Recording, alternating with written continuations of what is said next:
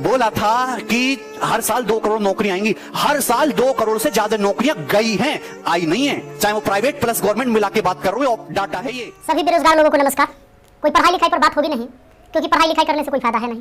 पढ़ाई लिखाई करा के ही क्या करेंगे जब आपको रोजी रोटी हो ही नहीं सकता आपके पढ़ाई लिखाई से।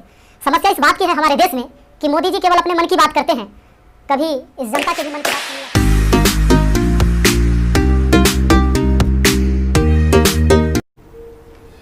सभी बेरोजगार लोगों को नमस्कार। कोई पढ़ाई लिखाई पर बात होगी नहीं, क्योंकि पढ़ाई लिखाई करने से कोई फायदा है नहीं। पढ़ाई लिखाई करा के ही क्या करेंगे जब आपको रोजी रोटी हो ही नहीं सकता आपके पढ़ाई लिखाई से। समस्या इस बात की है हमारे देश में कि मोदी जी केवल अपने मन की बात करते हैं, कभी इस जनता के भी मन की बात सुन लिया कीजिए। बहुत बार मन की बात हम लोग सुन चुके हैं, परेशान हो गए हैं। भैया बेरोजगारी इतनी बड़ी हो गई है, इतनी बड़ी हो गई, इतनी ज्यादा बेरोजगारी हो गई है कि जरा सोच के देखिए कि एक पढ़ा लिखा व्यक्ति जो ग्रुप डी के लिए, जो कि बीएससी कर चुका है, बीए कर चुका है, एमए कर चुका है, पीएचडी कर चुका है, ग्रुप डी के लिए फॉर्म भरता है और 2.5 करोड़ विद्यार्थी फॉर्म भरता है। भैया सोचने वाली बात है, मोदी जी 2.5 करोड़ जनसंख्या युवाओं का कम नहीं होता है। 2.5 करोड़ है तो उसके माँ बाप भी जोड़ लीजिए, भाई बहन जोड़ लीजिए, और वो युवा है तो उस पर उसके परिवार का निगाह टिका हुआ है, उससे एक आस जुड़ा हुआ है उस परिवार का। प्लीज आपसे हाथ जोड़कर विनती है हमारी। अब कहिएगा कि अब पगला काहे गया है, लोग कहेंगे कुछ नेता लोग, देखो हमरा कोई पार्टी या पॉलिटिक्स से कोई मतलब नहीं है, जैसा बीजेपी वैसा ही कांग्रेस, वैसा ही आरजेडी, वैसा ही जदयू, सबका हाल वही। चुनाव के लिए फंड इकट्ठा करना था, चंदा मांग लेते, हर आदमी चंदा दे देता। इतना बड़ा धोखा इस गवर्नमेंट ने किया है ना हम लोगों के साथ, और मीडिया इसको दिखाने के लिए तैयार नहीं है। सुबह से शाम तक एक ही न्यूज दिखाते रहेंगे, दो बातें 24 घंटे में सर्कुलेट करके वही बताते रहेंगे। इधर से बताएगा, एक ऊपर से बताएगा, एक नीचे से बताएगा, बोलना कुछ है नहीं इन लोगों को।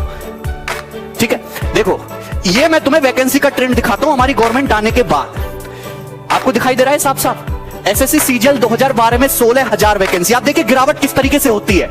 13 में 16,114, 2014 में आते ही 15,000, 2015 में 8500, 16 में 10,000, 17 में 8,000, 11,000 और ये 8,000। मतलब वैकेंसी आधी हो गई और एग्जाम क्लियर करने का समय दुगना हो गया। आईबीपीएस पीओ की वैकेंसी देखो 2013 से लेकर 2020 तक, अरे 21,000 वैकेंसी से 1200 वैकेंसी तक गिर गए तुम। और लोग कहते हैं वाह मोदी जी वाह। हम नौकरी की बात करते हैं तो कुछ लोग कहते हैं, गवर्नमेंट के सपोर्टर कहते हैं ये साला नौकरी मांग रहा है, ये एंटी नेशनल है, अर्बन नक्सल, इससे हिंदू खतरे में, इसको जेल में डालो। भैया हम नौकरी मांग रहे, जो भी मुद्दे हैं आप करते रहो साइड बाय साइड, हम एंटी नेशनल नहीं है। राजद्रोह और देशद्रोह में बहुत फर्क होता है मेरे भाई। हमको नौकरी चाहिए। एक जो बेरोजगार युवा होता है उसकी बहुत छोटी सी दुनिया होती है, वो लाख करोड़, 2 लाख करोड़, 3 लाख करोड़ के फंडे में नहीं घुसता। 35,000 40,000 रुपए उसके महीने की तनख्वाह आनी चाहिए, उसके घर में रोटी बननी चाहिए शाम से, है ना, आराम से। उसके पास इतने ही सपने होते हैं। इस सपनों को उससे छीनने की कोशिश मत करो भाई। और गवर्नमेंट ने अभी लॉलीपॉप दे दिया आपको सीटी का, कितनी भी अच्छी योजना सही, इसका कोई फायदा नहीं है। हमें सीटी नहीं चाहिए, हमें एक ऐसा कमीशन चाहिए जिससे एग्जाम जल्दी हो, 1 से 1.5 साल में सारी प्रक्रिया खत्म करके हमारे हाथ में नौकरी और तनख्वाह दे। हमें ऐसा कमीशन चाहिए। सीटी से बढ़िया ये होता कि जिन बच्चों का सीएचएसएल का पेपर अटका हुआ है, एनटीपीसी, आरआरबी अटका हुआ है, एमटीएस लटका हुआ है, सीजीएल मेंस नहीं हो रहा टाइम से, आने वाले पेपरों का कुछ आता पता नहीं है, कि इन रुके हुए पेपर को जल्दी करा के बच्चों की ज्वाइनिंग दे। आपके पास पैसा नहीं है देने के लिए, तनख्वाह देने के लिए पैसा नहीं, तो साफ साफ बोल दो कि हम तो भिख मंगे, हमारे पास कुछ नहीं है तुम्हें देने के लिए। आप गवर्नमेंट जॉब खत्म कर दो, आप गवर्नमेंट जॉब खत्म कर दो, बाकी 2024 के चुनाव में हम लोग देख लेंगे, हम अपने हिसाब से देख लेंगे तुम्हें। फिर आप कुछ बोलते नहीं हो, सीधा सीधा सब छुपाए चले जा रहे हो। देखिए ये हर एक स्टूडेंट की लड़ाई है और आपको खुद ही लड़नी पड़ेगी। तो ये एक हैशटैग है ट्विटर पे, देखो हम भगत सिंह के जमाने से तो है नहीं कि हम सड़कों पे आके विद्रोह करेंगे, क्योंकि सड़कों पे आके विद्रोह करेंगे तो कूटे हम ही जाएंगे, हम लोग एंटी नेशनल, और हम लोगों के ऊपर उल्टे सीधे चार्ज लगेंगे। तो हम सोशल मीडिया में बहुत प्यार से और बहुत तमीज से अपनी बात रखेंगे। 1 सितंबर को 11 बजे से हम एक हैशटैग ट्रेंड करेंगे, hashtag SSC declare CGL result. जितने भी स्टूडेंट हैं, सारे के सारे स्टूडेंट, अगर 1 लाख ट्वीट होगा ना, पढ़े 15 दिन तक ट्रेंड करेगा। और आप फेसबुक पे, सोशल मीडिया पे आप मेल करो एसएससी को, आप जो भी ऑर्गेनाइजेशन है आप उसको मेल करो, अपने फेसबुक पे शेयर करो, इंस्टाग्राम पे, ट्विटर हैंडल पे, तब जाके कुछ होगा। वरना ये चीजें ऐसी चलती रहेंगी, ये नई नई चीजें आती रहेंगी, बस एग्जाम के टाइम को टाला जाएगा।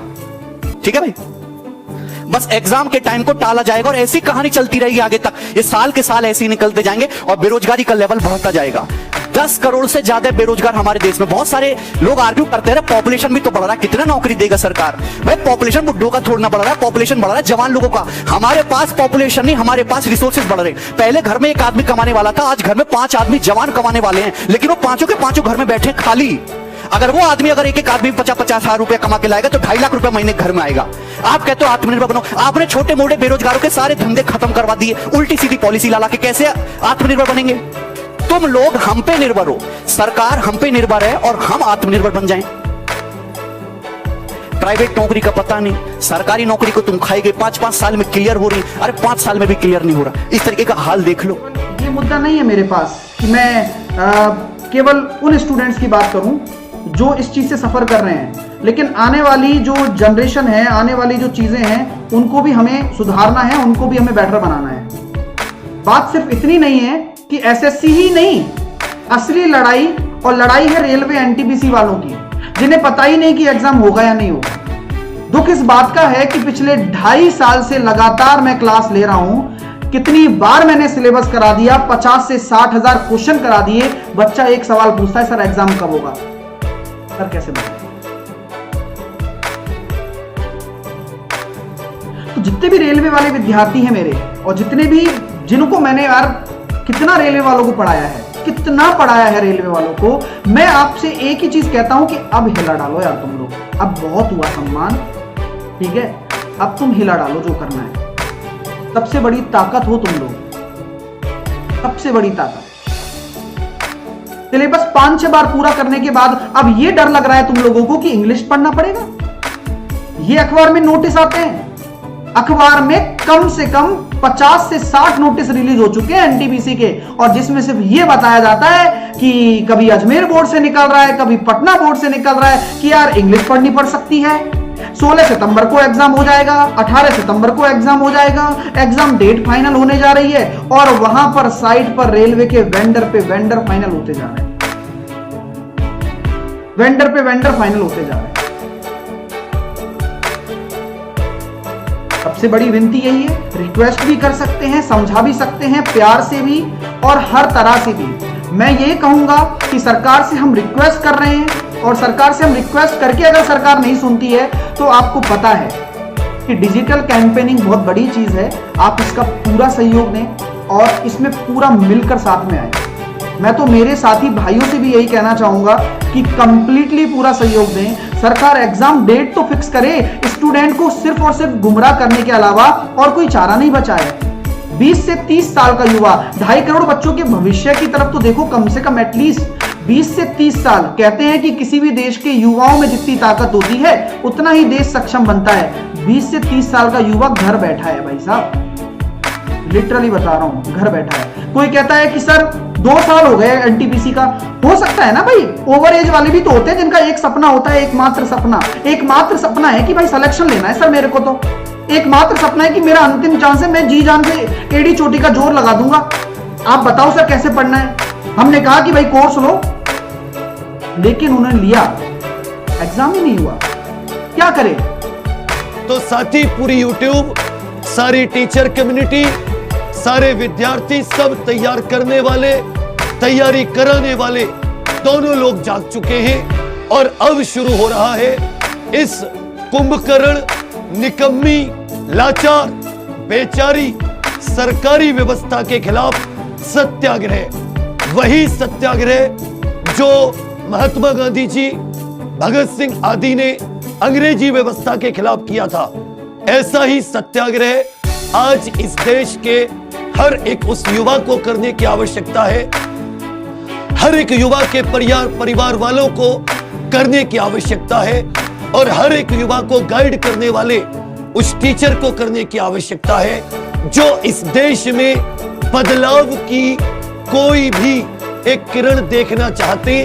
अन्यथा ये जो दिन आज चल रहे हैं, इन दिन को याद करके आने वाले समय में हम सभी लोग रोया करेंगे कि जब हमें आवाज उठाने का समय था तो हम चुप बैठे, हम लोग शांत बैठे, और हम लोग ऐसे सुन्न पड़ गए इस सरकारी व्यवस्था के सामने। पर अब ऐसा नहीं होना चाहिए। अब तुम्हें उठना होगा, तुम्हें भिड़ना होगा, और यदि तुम्हें ये तुम्हारा अधिकार नहीं देते तो तुम्हें अपना अधिकार हर एक संवैधानिक नियम का पालन करते हुए छीनना होगा, इनसे लेना होगा। तुम्हें या रोड पे आना पड़े, चाहे तुम्हें जंग लड़नी पड़े, चाहे तुम्हें विचार किसी भी प्रकार से अपनी चीजों को व्यक्त करना पड़े, परंतु आपको अपना अधिकार मांगना पड़ेगा। इस सोई व्यवस्था को जगाना नहीं, इस सोई व्यवस्था को उठाना पड़ेगा, इस सोई व्यवस्था को हिलाना पड़ेगा। इन सबको दिखाने का उसके पास कोई टाइम नहीं है। वो बस एक मुद्दा पकड़ लेंगे, उनको भी पता है सबको मजा आ रहा है, यही दिखाओ यही दिखाओ, चिल्ला रहे हैं बुरी तरीके से। एक एंकर आप मुझे बता दो कि तमीज का है, अंजना ओम कश्यप, श्वेता सिंह और ये फलाने भाई साहब रिपब्लिक टीवी वाले भाई साहब, क्या नाम है इनका, गोस्वामी जी, ये तो बुद्धि भ्रष्ट इनकी हो गई है। मैं सच बता रहा हूं, ये जितने बुरे कर्म कर रहे हैं, जितने लोगों की बद्दुआएं ले रहे हैं, आज से आप सबसे मैं गुजारिश करता हूं, आप सबके माँ बापों से गुजारिश करता हूं कि इस मीडिया को बाइकआउट कर दो। आप सोचोगे कि क्यों, मैं आपको बता दूं, इसकी क्रेडिबिलिटी खत्म हो चुकी है। एक जमाना हुआ करता था जब मीडिया अगर कोई बात कहती थी तो सरकार की जवाबदेही बनती थी। आज मीडिया चिल्लाती रहे, मीडिया को कोई मतलब नहीं है, सरकार को कोई मतलब नहीं है। सरकार जरूरी नहीं समझती कि वो मीडिया के बात का जवाब दे, क्योंकि मीडिया बाइस हो चुकी है। मीडिया को न्यूट्रल होना चाहिए। आज देश के अंदर कोई पॉलिसी आती है तो मीडिया जनता से जाके सवाल पूछती है, जबकि उसको सरकार से पूछना चाहिए कि आप ये पॉलिसी लेके आए हो, इसको कैसे एग्जीक्यूट करोगे, कैसे लोगों तक फायदा पहुंचाओगे। वो जनता से सवाल कर रहे हैं उल्टा। तो अब अगर हम ये सोच रहे हैं कि हमारा ये मुद्दा मीडिया में जाएगा और भला हो जाएगा, तो ये बात दिमाग से निकाल दीजिए। मीडिया के सारे चैनल भी मिलकर एक एक बार बोल देना 2-2 मिनट, तो भी कुछ नहीं होने वाला, क्योंकि सरकार के कान पे मीडिया की बातों की अब जू नहीं रेंगती। सरकार और मीडिया एक हो चुकी है, वो न्यूट्रल थोड़ी है जो सरकार से जाके सवाल करेगी। पहले अगर मीडिया में कोई बात उठ गई तो उसको बहुत बड़ा समझा जाता था, अच्छा मीडिया में आ गई अब तो सरकार को एक्शन लेना पड़ेगा। तमाम बातें मीडिया में आ रही हैं, सरकार को कोई मतलब नहीं है। आप सोच रहे हो कि सुशांत सिंह वाले केस में तो सरकार ने मीडिया को सीरियस लिया, क्योंकि सरकार को बिहार में चुनाव देख रहे थे, सरकार को बिहार में वोट चाहिए था, तो उन्होंने कहा ठीक है ये मामला जल्दी से जल्दी सिलटे। अब मीडिया भी पूरी इसी तरीके से लगी हुई है। बट 2.5 करोड़ लोग आरआरबी, एनटीपीसी, 40-50 लोग सीजीएल, ये सब कितना सफर कर रहे हैं, 3-3 साल से बिना नौकरी के बैठे हैं। 2-3 तो मेरे सामने बैठे हैं अभी, मैं आपको बता दूं, जो सिर्फ रिजल्ट का वेट कर रहे हैं। प्री क्वालिफाई कर दिया, रिजल्ट नहीं आता, 850 दिन हो गए सिंस नोटिफिकेशन। इसको छोड़ दो, ये तो 2018 का एग्जाम है, क्या 2017 में सबकी ज्वाइनिंग आ गई? 17 का एग्जाम 2021 आने को है। 4 साल में आप एक नौकरी की ज्वाइनिंग नहीं दे पा रहे। आप पूरे देश का चुनाव 1 महीने में खत्म करा देते हैं। ये हमारा देश के प्रति, देश के युवा के प्रति रुझान है सरकार का। इतना मन दुखी हो चुका है और अब होने वाला कुछ है नहीं। अब या तो कुछ एक बड़ा आंदोलन हो, मीडिया से तो आप उम्मीद छोड़ दीजिए, ये भी छोड़ दीजिए कि मीडिया अगर 2-4 बातें बोल भी देगी तो कुछ होगा नहीं। मीडिया के साथ तो हमें ये करना है, बॉयकॉट मीडिया। आज से हम कोई न्यूज चैनल नहीं देखेंगे, आज से हम कोई भी न्यूज की वीडियो नहीं देखेंगे। आज से हम इन सब की वीडियो आ भी जाती है सामने तो उसे डिसलाइक करेंगे, अपने माँ बाप को बोलेंगे कि न्यूज चैनल बिल्कुल ना खरीदे, टीवी देखे बट कोई न्यूज ना देखे। हम बताएंगे इनको, इनकी जो टीआरपी है ना वो हम ही ने बढ़ा दी। हमें ही मजा आता है उन बातों में, और उन बातों के मजे के चक्कर में हमारा सबका भविष्य खराब। अब ये बेरोजगारी की आलम यह है भैया कि अब आपको बता देते हैं, पढ़े लिखे लोग 2.5 करोड़ स्टूडेंट जो रेलवे का फॉर्म भरता है, जिसमें 500 रुपए सरकार लेती है, इस तरह से टोटल 12.5 अरब होता है रुपया, यानी कि 12 अरब 50 करोड़। बात समझ में आ रहा है? हमें समझ में आ रहा है, क्योंकि मैथ का मैं टीचर हूं तो मुझे समझ में आता है। हमारा गांव में 5 रुपए ब्याज चलता है मोदी जी, 5 रुपए सैकड़ा महीना का ब्याज चलता है। 3 रुपए मान लेते हैं कि मोटा रकम है तो 3 रुपए। अब 3 रुपए से हमने निकाला 3% से महीना का, क्योंकि महीना में ब्याज चलता है गांव में, तो इस तरह से 12 महीना में 36% हुआ, 2 साल में 72% हुआ, और ये 12.5 अरब का जो ब्याज हुआ वो 9 अरब हुआ। 2 साल आप लटका दिए रेलवे वाला फॉर्म भरवा के लड़का सबको 500 रुपया लेके। अब आप कहिएगा कि एग्जाम के बाद तो हम पैसा लौटा देते हैं, लेकिन बात यहां यह है कि पैसा तो आप लौटा दीजिएगा, 100 रुपया रख लीजिएगा, 400 लौटा दीजिएगा, लेकिन 2 साल में आपने बिजनेस कर लिया है 9 अरब का।